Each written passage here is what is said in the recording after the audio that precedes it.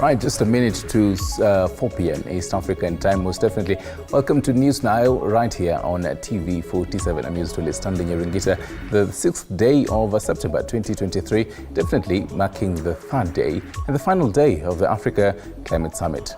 Now, to a first story, this particular bulletin, the Africa Climate Summit has come to a close today, with African leaders led by President William Ruto issuing the Nairobi Declaration that mobilizes for financing to adapt to the increasingly extreme effects of climate change and the calls for steering Africa to a greener economy. Take a look. The Africa Climate Summit is both a demonstration of the unwavering collective commitment of the people of Africa to their vision to make humanity's first home here in Africa a land of abundant potential, limitless opportunity, and the possibility of shared prosperity. It is also showcases our determination to mobilize a global coalition of emergency responders to ensure that the industrialization necessary to drive future economic transformation restores our planet's vitality and ecological balance. At the summit, our shared understanding became clear that Africa is not only the cradle of humanity, it is indeed the future, and that we are the last frontier of untapped potential in the form of hundreds of millions of young men and women who are educated, skilled, motivated, innovative, ready and willing to drive the enterprises and industries that will unlock the possibilities promised by our immense endowments of natural assets, mineral resources, and green energy potential in order to unleash opportunities and prosperity for Africa and the world on an unprecedented scale. At the summit, we also made it clear that we are aware of the unjust configuration of multilateral institutional frameworks that perpetually place African nations on the back foot through costly financing, which plunge our economies into debt trap and deny them resources needed to mitigate and adapt in response to climate change, invest in energy transition, and facilitate industrialization to create jobs and wealth, and to reduce inequality. As a continent, we have developed our common position, which encapsulates our ambition for socio-economic transformation and our climate action agenda. This position is anchored on the potential that Africa holds to decarbonize the global economy and set the stage for green industrialization throughout the world. We demand a fair playing ground for our countries to access the investment needed to unlock the potential and translate it into opportunities. We further demand a just multilateral development finance architecture to liberate our economies from odious debt and onerous barriers to necessary financial resources. We are clear in our minds and hearts that the international community must walk with us in this journey into a future of prosperity and security in an ecologically balanced, thriving planet. We are therefore determined to have difficult conversations, take hard decisions, and make uncomfortable changes to set international consensus on an Afrocentric and globally inclusive path into an African future. On a continent as young as Africa, it is impossible to imagine the future without the youth.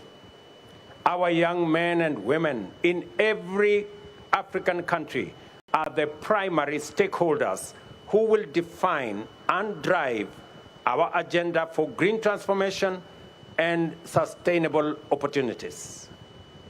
Our message will not be clear if the voice of the youth is missing. Our efforts to achieve prosperity will not succeed if there are no opportunities for the youth.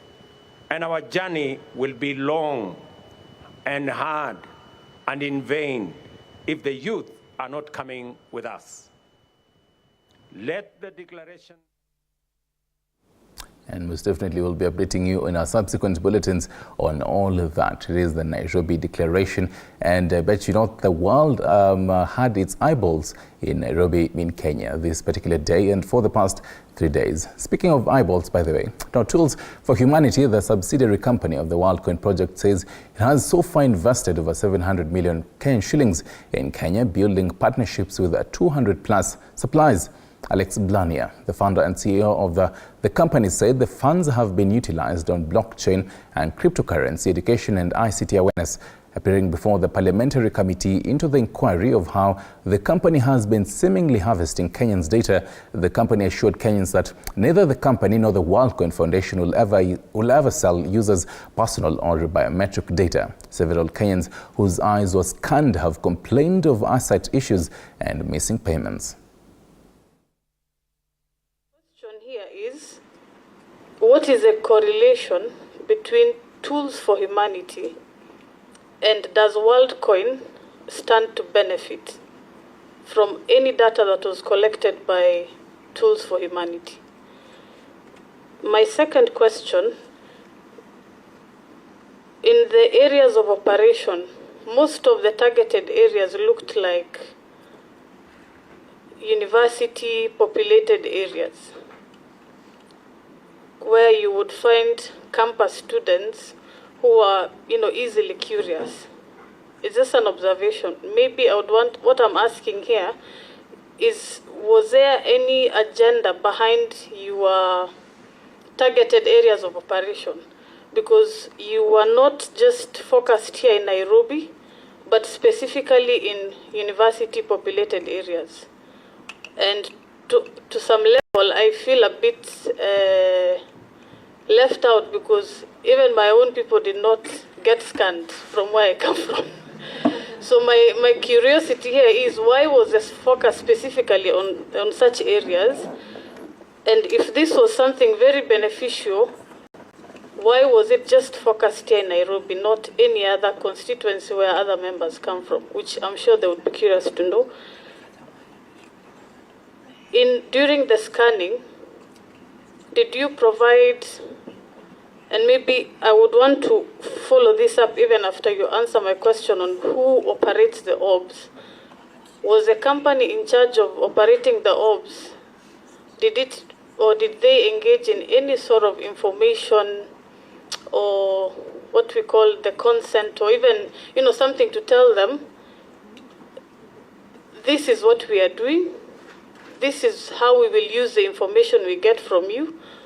Because to me, it looks like you enticed the public with some amount of money, knowing very well they would show up, not because the public is very curious about WorldCoin or very interested in what you're doing, as per the comments you had shared here. If the public was to be fully informed about WorldCoin and that the currencies you are using were digital currencies that needed peer-to-peer exchange and not instant cash outs, I guarantee you would have had lesser crowds. So did you knowingly entice the public with the money as your frontline headline campaigns for the public to register? Or did you deliberately educate every member who came to scan their irises for them to know what they were getting involved with? Because the comments you had shared here is just a general public that is curious, not because they have so much love for WorldCoin or whatever activities they're engaged in. So those are my questions.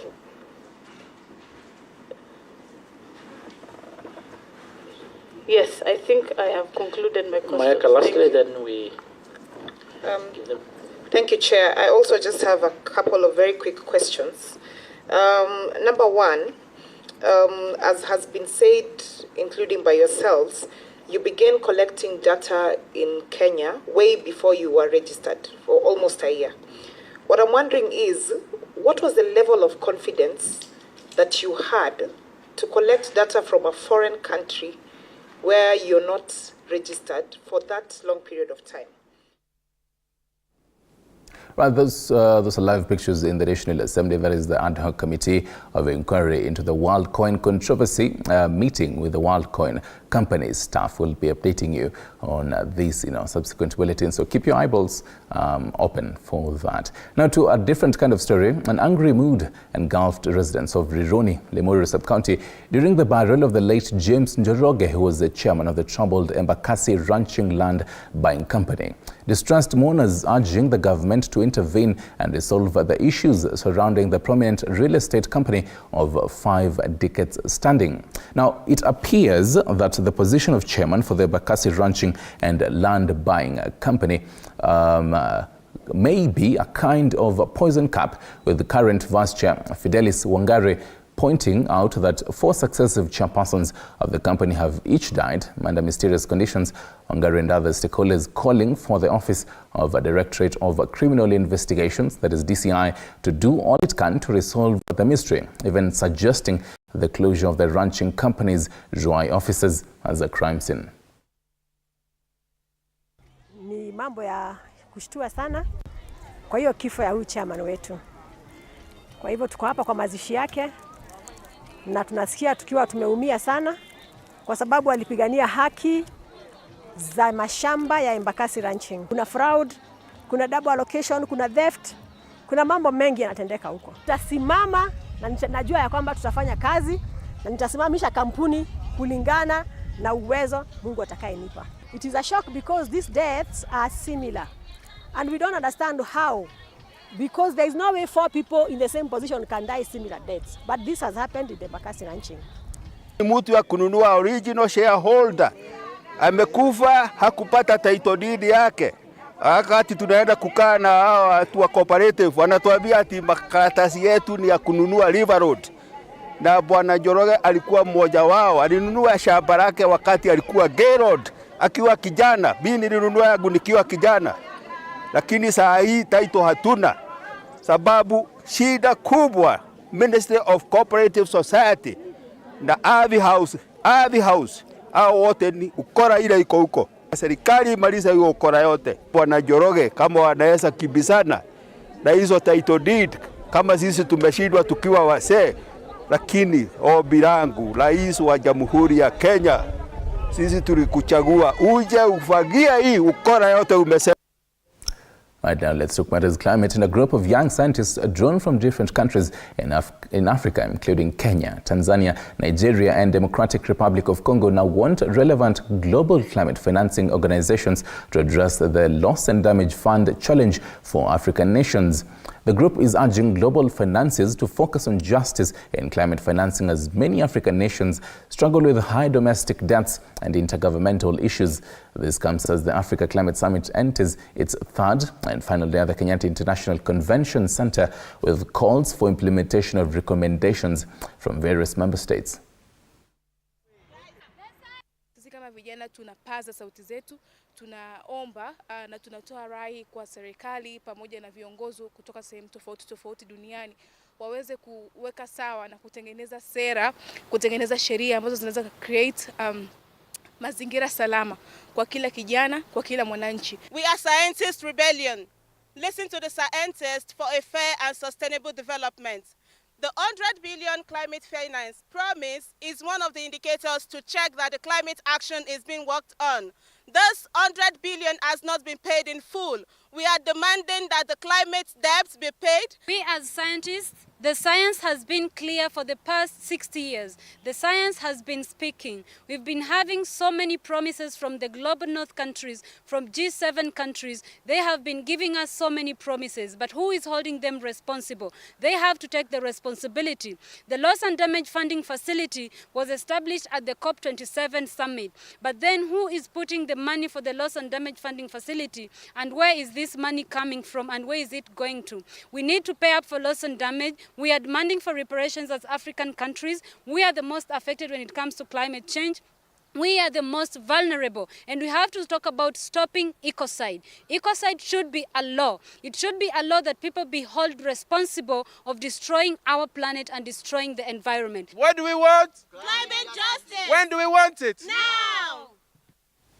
Right, most definitely pertinent conversations there on the sidelines of the Africa Climate Summit, which ended today. And this is just the road to COP28 happening on the 30th of November in the United Arab Emirates in Dubai. Aside from that, police in Murang'a County on Monday night arrested 26 female Ethiopians who are holed up in a 3-roomed house, allegedly for being in the country illegally. Murang'a County Police Commander David Matthews said the police were tipped off by members of the public about their whereabouts. Matthew said that those arrested that could not explain their motive and destination due to language barriers. The police said that the suspects started arriving last week from Ethiopia in separate buses. They were found in possession of passports and 16 mobile phones, which were taken by the police. The owner of the house, Philip Kamwaro, and David Gashingu were arrested. A tip-off from the members of the public. This evening, we have managed to intercept 26 aliens from the Federal Republic of Ethiopia. These are girls ranging from the age of 22 to 27 years.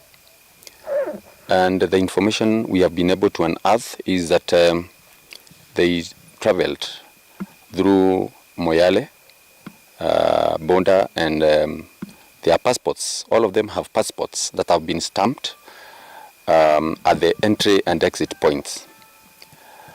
We have also established that there is someone who was continuing this travel, and we'll be able to catch up with him and of course get some other details. And still in the Mount Kenya region, over 1,200 lawyers from Mount Kenya region have promised to work together to educate communities on legal issues as well as help position the region to tap their share of the national cake. Led by former Justice and Legal Affairs Committee member Priscilla Nyokabi, the legal practitioners observed Mount Kenya region does not have a professional associations that can champion for the region's needs. Sentiments echoed by senior lawyer Gashoka Mwangi. GEMA lawyers are coming together to look at matters that affect our Mount Kenya region and even our diaspora. And many of them turn out to be legal matters. If you look at the second liberation, the fight for the new constitution, a lot of our GEMA lawyers were actively involved. Now that we are going into economic liberation, it is very important that the GEMA lawyers are also involved in the sharing the national cake, in conversations on law. So all these are celebrations of culture and are founded on Article 44, which expressly allows all of us to enjoy our culture, associate with one another, and get together as professionals to work on issues that concern our communities. And, you know, for most of us who've been educated at great cost, it's time to give back. To provide more business to our members, to provide more awareness awareness to the rule of law to our communities. So those are the main aspects, and that is why we chose to come together. We chose to speak in one voice. Actually, our tagline is Toshire Romwe. It means we come together and reason together as advocates. Regardless of how senior or how junior you are, it is time we now came together and said our communities deserve the very best in this Republic of Kenya. And hundreds of former internally displaced persons, IDPs, have spent the night in the cold in their former tented camp in Nyandarua County in protest over efforts by a local administrator to block the sale of their former IDP camp. The former IDPs claim to have bought the land in Nyandarua 16 years ago after the post-election violence of 2007, with each member contributing 10,000 Kenyan shillings. The IDPs have vowed to continue spending the nights in the cold until the government intervenes and bars the administrator from frustrating the efforts to dispose of the land.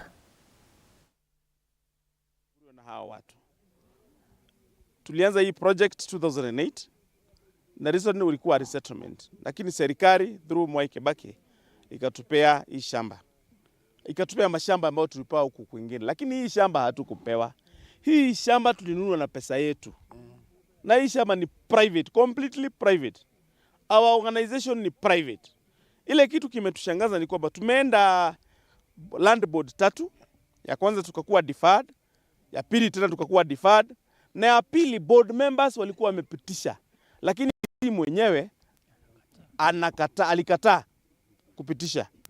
Instead akatuitisha barua ya chief, akatuitisha to renew certificate, akatuambia tuende na search, na kumbe already ameweka caution. Hapa saa 11 na nimekuja kutafuta haki yangu. Ni mimi nataka pesa. Sasa hata niko na mtoto na hajakula mpaka saa hii. Mimi nataka mwenye amefunga hii pesa afungue hii pesa. Ona niko na mtoto na niko na shida. Tumekesha hapa. Tukiangalia saa zetu saa hizi tunaona ni saa 11 asubuhi. Na Mheshimiwa Ruto